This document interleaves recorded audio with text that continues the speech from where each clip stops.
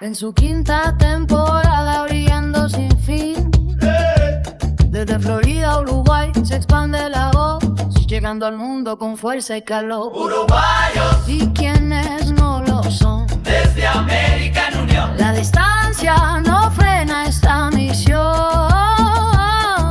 Unidos, En esperanza y verdad, creamos futuro con humanidad. Muy buenos días, muy buenas tardes, muy buenas noches, depende de la hora en la que ustedes puedan acceder al programa Aquí y Ahora con DITEC en su quinta temporada, el cual se emite por Canal 23 de Florida, Canal YouTube de DITEC y Canal 23 de Antel TV. Quiero agradecer a mi querido amigo Mario Puruncajas de Ecuador por su gran trabajo, ya que él nos ayuda en la grabación, los subtitulados y la edición. Gracias, amigo. Gracias por siempre estar desde el día 1. Estamos en nuestra quinta temporada. Y a mi querida amiga Alejandra de Canal 23 Florida, que siempre está para ayudarnos en esta quinta temporada. DITEC Uruguay coordina acciones para fortalecer el movimiento asociativo, creando espacios de colaboración conjunta y permanentemente para compartir conocimientos, experiencias y buenas prácticas en la área sanitaria y la inserción social y educativa. Hoy tengo el honor de presentar a dos queridos amigos, una pareja que nosotros con mi esposo siempre decimos que admiramos. Y hoy presento al profesor Sergio Echetto y a su señora esposa. Muy bienvenido y gracias por aceptar nuestra invitación. Gracias, muy buenos días o buenas tardes. Y bueno, es un gusto para nosotros, tanto como padres como desde nuestra profesión. En mi caso, profesor, en el caso de Mónica, maestra especializada, y siempre vinculados al área de la discapacidad o al área de las enfermedades raras o poco frecuentes, no solamente desde nuestro trabajo, sino además viviéndolo en casa cotidianamente. En este 2026 les cuento que continuamos como el año pasado, que hemos adquirido la costumbre de audiodescribirnos. Aspiramos a que este programa sea totalmente inclusivo. Como dije al principio, usamos esta herramienta de accesibilidad para las personas con discapacidad visual, permitiendo acceder a la información y disfrutar del contenido en igualdad de condiciones. Mi nombre es Marta Jiménez Torres, soy la actual presidenta de DITEC Uruguay. Soy una persona de tez y cabello claro. Estoy sentada, de fondo de pantalla es un azul oscuro casi, y tenemos varios logos de DITEC. Es una flor con diversidad de colores. Significa que es abarcativa, diversa, abierta e inclusiva. Es una flor imperfecta, como es la sociedad en la que vivimos. Queremos transmitir el mensaje de que la perfección no existe, por eso sus formas son irregulares. ¿Se animan ustedes ahora a audiodescribirse? Bueno, en mi caso soy un hombre de 60 años, caucásico, de cabello corto, y en este momento estoy acompañado de Mónica, esposa y maestra especializada, que es una mujer de complexión un poco más baja, de mechitas, podemos decir, cabello corto también, y ambos de anteojos para poder trabajar en forma más eficiente. Estamos Le, además en nuestra casa, o sea que el fondo que están viendo todos en realidad es parte de nuestro hogar y bueno, donde recibimos a ITEC cada vez que es necesario, cada vez que nos requieren, nos invitan. les cuento que hay algunas novedades, ¿no? Sergio es profesor de historia, pero está jubilado. Mónica también está jubilada, ¿no? No, Mónica está en actividad, Está en la- no es la que desearía, pero los dos en realidad nos mantenemos activos. Sergio se jubiló de su profesión como profesor, pero de alguna manera su profesión lo ayuda a seguir desempeñando otras tareas que realiza, que es justamente lo que te decíamos a través de la clínica, del trabajo a partir de trabajar con chicos en situación de discapacidad. Sí, es director del Centro Interdisciplinario del Nordeste es una organización destinada a la rehabilitación y reeducación de niños y jóvenes adultos. Nosotros la visitamos y la hemos recomendado 100%, pero ustedes se han expandido. A ver, cuéntenos, esa es otra novedad. Bueno, nos hemos expandido. En primer lugar, logré convencer a Mónica de que ocupara el cargo de coordinadora técnica de la institución, lo cual no fue fácil y nos llevó muchísimo tiempo, pero logramos congeniar el trabajo digamos, y la relación familiar.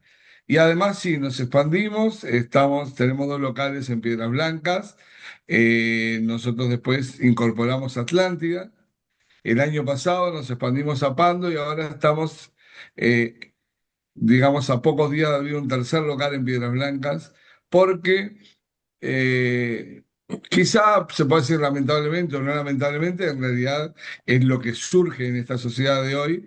Cada día más son los requerimientos que tenemos en cuanto a el trabajo con chicos que tienen diferentes condiciones, alguna situación de discapacidad o dificultad de aprendizaje. Un factor importante, y no es la idea vender en este caso el trabajo, es que al ser padres de un chico en situación de discapacidad, con condiciones diferentes además, una epilepsia genética que genera además un autismo funcional, tenemos la oportunidad de vivir en carne propia lo que sucede y entonces como que la empatía y la asertividad es mucho más fácil porque estamos hablando de lo que nos sucede a nosotros. Sergio y Mónica Beatriz Umpierre, porque no la presentamos como corresponde, eh, son los papás de Lautaro, diagnosticado con síndrome de Dravet. En esta ocasión vamos a conmemorar el Día Internacional del Síndrome de Dravet. Se celebra cada 23 de junio.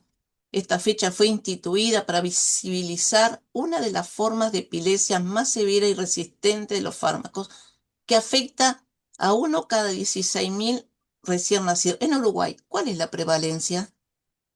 Bueno, lo que está diagnosticado, estábamos calculando 1 cada 20.000, pero de todos modos seguimos con el tema de los subdiagnósticos, ¿verdad? Como todos sabemos, las enfermedades poco frecuentes en Uruguay no forman parte de la canasta básica de prestaciones, por lo tanto, los prestadores de salud públicos y privados se excusan de atender la misma y de diagnosticarla y todo se transfiere al CRENADESER, que es un centro del Banco de Previsión Social, que es el que se encarga del diagnóstico y se encarga del tratamiento. Eso hace que muchos chicos no lleguen a ese diagnóstico cuando deben llegar y podemos decir que coincidimos con la prevalencia que tú planteas, si bien en Uruguay todavía no se ha podido lograr digamos, el diagnóstico de todos los chicos que andan en la vuelta. Vamos a empezar por el principio, ¿no? No, nosotros no definimos, es decir, si bien todos los años hemos estado entrevistando desde 2022, vamos a definir lo que es el síndrome de Dravet porque el público se renueva y sabemos que llegamos a muchos países, por suerte. Vamos a definirlo, por favor, ¿se animan? Bueno, el síndrome de Dravet es una patología que fue nominada por la doctora Charlotte Dravet, que falleció hace muy poco tiempo, hace un año aproximadamente, y que consiste en una malformación o una inexistencia de los canales de sodio en la célula. Eso hace que la membrana sodio-potasio, que se encuentra, digamos, en el borde, para ser muy gráficos, de la célula, permita introducir el potasio, pero no permite expulsar el sodio o se expulsa con dificultad. Eso genera una epilepsia refractaria, por lo tanto no tiene respuesta a los medicamentos más que por un tiempo, y además genera otro tipo de situaciones como discapacidad intelectual, disminución desde el punto de vista físico y además en casi todos los casos digamos, espectro autista bastante especial. Porque si bien no son chicos que les cueste el relacionamiento, sí en la respuesta y sí en las conductas manifiestan características que son compatibles con el trastorno del espectro autista. Y cabe destacar que todos en su mayoría, por más que uno busca que tengan una mediana autonomía, son siempre dependientes de apoyos, necesitan apoyos para la vida diaria en todo momento. Este es el caso de Lautaro, las está haciendo las convulsiones en la noche, por ejemplo.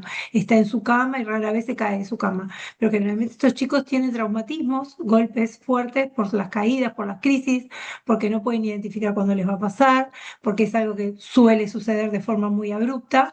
Entonces, bueno, nada, son personas que requieren, niños, adultos o adolescentes, que requieren apoyos permanentemente, o sea, que necesitan de otro todo el tiempo. En conclusión, es una enfermedad altamente incapacitante, ¿verdad? Sí, por supuesto que lo es.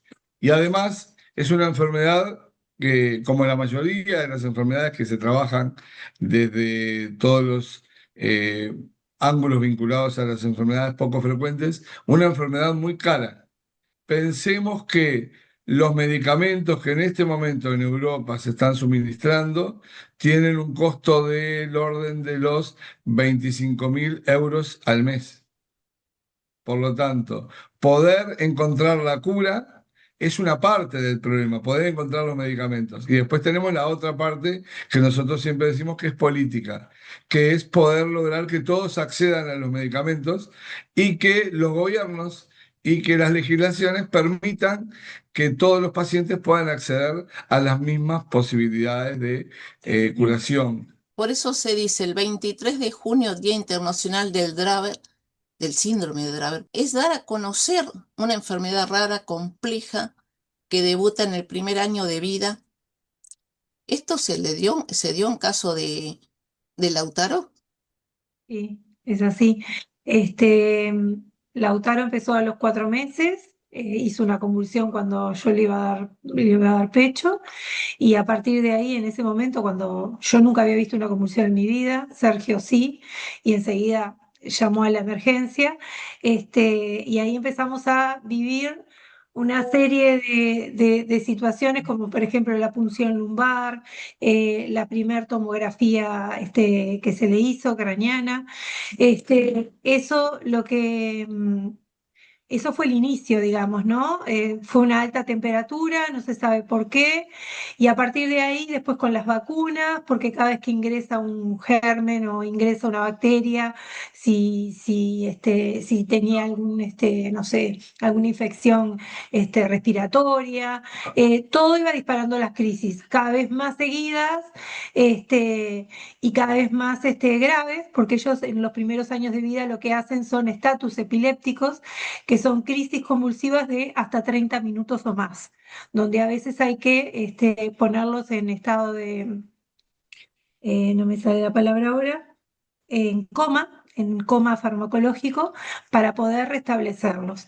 Los primeros años de vida fueron los más difíciles porque las crisis son muy fuertes, por esto que te decía, los estatus epilépticos. Después las crisis van cambiando, cuando digo crisis hablo de convulsiones, van cambiando permanentemente su manifestación, a veces son ausencias, son como breves cortes y continúa con lo que estaba haciendo, otras veces son con movimientos involuntarios, otras donde cae y tiene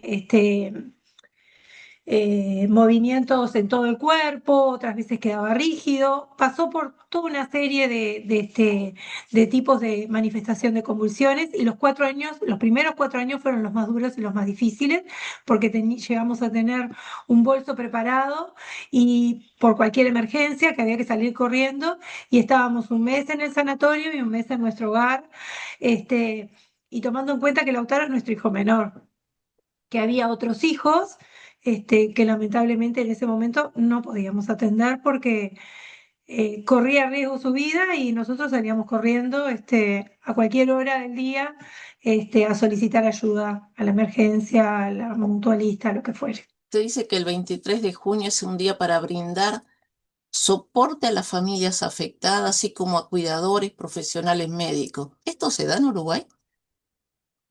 Bueno, en realidad no. No solo no se da, no hay acompañantes. El Estado, y no hablo del gobierno, hablo del Estado porque no se trata de un partido político. hemos pasado por muchos partidos políticos y la situación es la misma. O sea, el Estado no da respuesta a la necesidad de acompañantes, no da respuesta a la necesidad de estudios, no da respuesta a la necesidad de medicamentos y además tampoco se cuida la salud mental de los familiares, porque en realidad siempre hablamos nosotros de cuidar al cuidador. Nosotros, cada uno de nosotros y cada una de las familias que se ven aquejadas por este tipo de situaciones, sobrevivimos como podemos, porque en realidad nadie nos cuida, nadie nos acompaña desde el punto de vista de las dificultades emocionales que esto nos provoca, no se nos facilita horarios especiales de trabajo. Entonces, verdaderamente es digamos, una problemática social global que aún no ha sido abordada. Lo que sí, lo que lleva siempre a las familias a la reclusión, ¿verdad? Cada vez interactuar menos con otros, a permanecer en el hogar porque es el lugar más seguro, a poder hablar poco con otros de lo que uno siente, de lo que uno le pasa, a que también el círculo de amigos muchas veces se va achicando porque no todos entienden y comprenden la situación familiar de la que está viviendo la persona que tiene un hijo o alguna familia directa en situación de discapacidad, donde requiere mucha atención y de mucho tiempo. Y bueno, nada, es complejo de, de vivir, pero creo que nosotros a través de la creación del Centro Interdisciplinario del Nordeste, lo que logramos de alguna manera, cuando al principio, a veces parece que Sergio siempre me tiene que estar convenciendo, porque a mí me cuesta impulsarme, pero después me involucro mucho.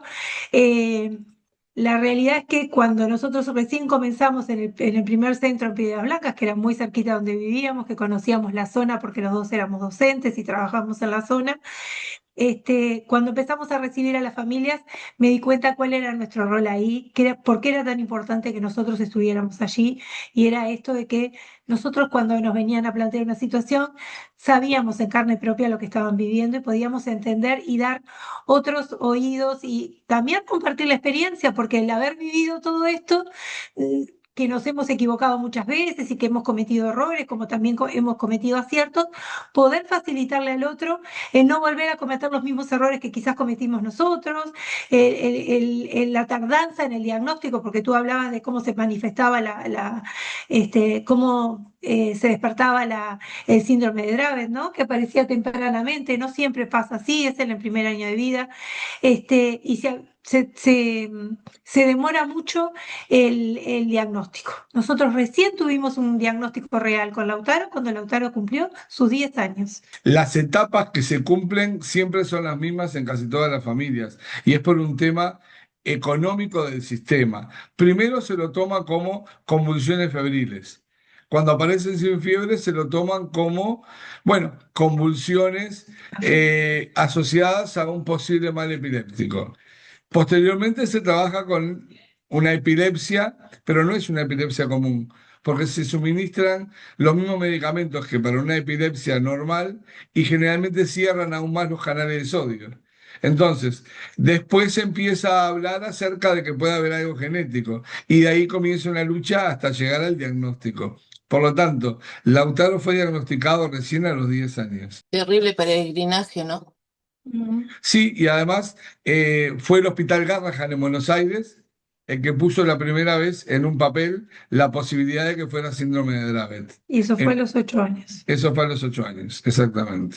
A partir de ahí se nos abrió otro camino, que alguien le pusiera nombre a esto que Lautaro estaba viviendo, que estaba experimentando en su salud, y a partir de ahí poder que los neuropediatras tratantes en ese momento de poder ver otras alternativas y hacer otras búsquedas. Pero ese camino nos llevó 2 años más. Hoy Sergio hablaba de los medicamentos caros y de la cura. ¿Existe una cura realmente para el síndrome de Dravet? No hay una cura por el momento. Lo que hay en este instante, estamos hablando de una información que recibimos hace muy poquitos días, es casi una primicia, es que habría logrado algún laboratorio con ratones revertir la mutación a nivel génico, o sea, con una investigación genética. pero eso es muy reciente, hay que confirmarlo desde el punto de vista de aumentar la muestra y posteriormente plantearnos a ver si eso es extrapolable a los seres humanos y después si surgen los fondos para apoyar ese tipo de investigación y después, bueno, una vez que eso se logre, ¿a quién va a beneficiar? Ustedes hace poco estuvieron en España tratando de buscar una mejor calidad de vida para Lautaro, ¿verdad? ¿Nos pueden contar? Sí, vivimos en carne propia lo que es trabajar con la farmacéutica internacional. Fuimos invitados por un equipo muy bueno, el profesor Antonio Gilnagel, del Hospital Ruber de Madrid, y nos dieron todas las herramientas para poder ingresar a un ensayo clínico de una medicación que en este momento está en la fase de prueba con seres humanos. Lamentablemente, a los días de estar en la segunda etapa, donde sabíamos con certeza que Lautaro estaba recibiendo el fármaco, se aumentó su amonía con sangre y por lo tanto debimos abandonar el estudio, ¿sí? Pero eso nos dejó claro que en realidad hay muchas puertas abiertas para las cuales se sigue buscando solución para la enfermedad. De todos modos, queremos ser muy claros, ¿no? O sea, cuando nosotros hablamos de puertas abiertas y hablamos de soluciones, después tenemos que hablar de democracia, de laicidad y de un montón de elementos que no hacen muy simpática nuestra participación en algunos foros, ¿sí? Pero hoy quiero introducir una palabra, yo siempre hablo de democracia, hablo de equidad, y hoy voy a introducir la palabra laicidad que recién la nombré. Tenemos una trampita en las legislaciones latinoamericanas. Cuando se crea una asociación, entre los estatutos que se le impone a la asociación, es no hablar de política. Y en realidad, eso viene, sería hablar de política partidaria. Pero ¿qué sucede? En realidad, el problema de las enfermedades es un problema político, porque las decisiones, si bien los descubrimientos son científicos, las decisiones son políticas. Y entonces, cuando una asociación empieza a hablar de política, está violando su propio estatuto. Y por lo tanto, nosotros tenemos que empezar a cuestionar también desde la academia las palabras, los conceptos, el uso de los conceptos y la necesidad de encontrar nuevos significados para poder ampliar la discusión que hoy por hoy prácticamente está vedada. ¿Cómo vivió Lautaro ese tiempo? Lautaro extrañó, yo extrañé, y también fue un momento, después nos dimos cuenta, porque vivimos muchas sensaciones encontradas, fue encontrarnos con una sociedad totalmente diferente, con una forma de manejar la medicina también diferente. Todo fue muy distinto para nosotros y si bien aprovechamos esa instancia para que el tiempo pasara y transcurriera más rápidamente en la medida que Lautaro se encontraba bien, porque siempre respetamos sus tiempos, paseamos mucho, todo lo que pudimos y nos dimos cuenta recién cuando estábamos acá en Uruguay nuevamente que lo importante que había sido para el crecimiento, para la maduración de Lautaro, haber vivido esa experiencia. Más allá del resultado, que al principio yo, Mónica, pensaba que nos veníamos con las manos vacías, después entendí que no, porque uno iba con un montón de miedos y de esperanzas, porque una de las primeras cosas que pensamos fue, lo llevamos en unas condiciones, lo queremos traer igual o mejor, no peor. Porque eso es un riesgo que también tenés que correr, una decisión que tenés que tomar vos como papá. Nadie te va a decir esto es lo mejor, es tomar la decisión correcta, es lo que decía Sergio de la necesidad de apoyo.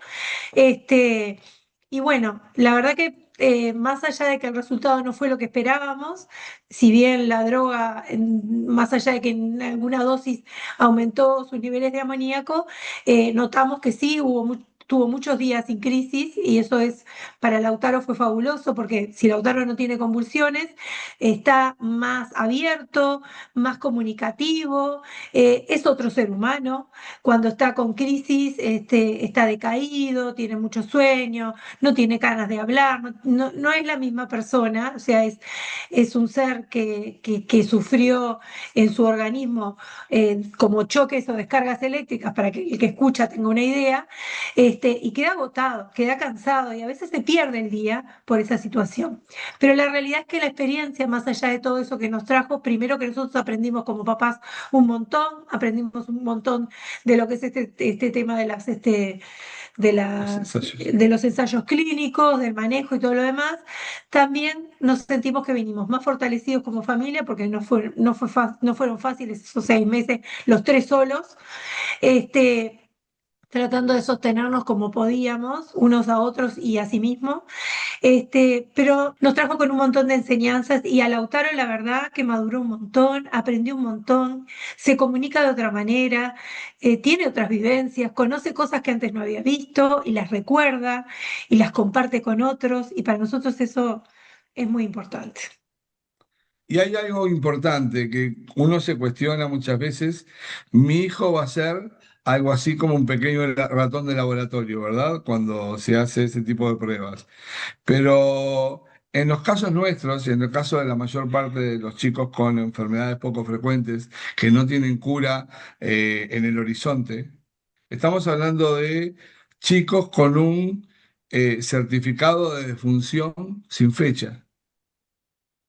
Y es muy duro lo que estoy diciendo, muy firme, pero en realidad es lo que pasa. Entonces, nuestra tarea es precisamente tratar de agotar los recursos humanamente posibles para que podamos encontrar caminos de salida. Y después de que los encontremos, luchar para que esos caminos de salida lleguen a todos. Interesante, muy interesante la experiencia que han tenido. Y bueno, eh, felicitaciones por todos los avances que han tenido ustedes, que se han podido explayar y que realmente dan un servicio a la sociedad que se necesita porque la discapacidad en Uruguay le falta mucho. Aquí y ahora es un programa distinto con temáticas como son la discapacidad, las enfermedades poco frecuentes, oncología, especialmente cánceres raros, pero todo bajo el paraguas de los derechos humanos. Nuestro motivo principal es promover la educación, la accesibilidad y la sensibilización. Este programa quiere aportar humildemente nuestro granito de arena a construir una sociedad más inclusiva, más justa y solidaria. Es un programa autónomo e independiente.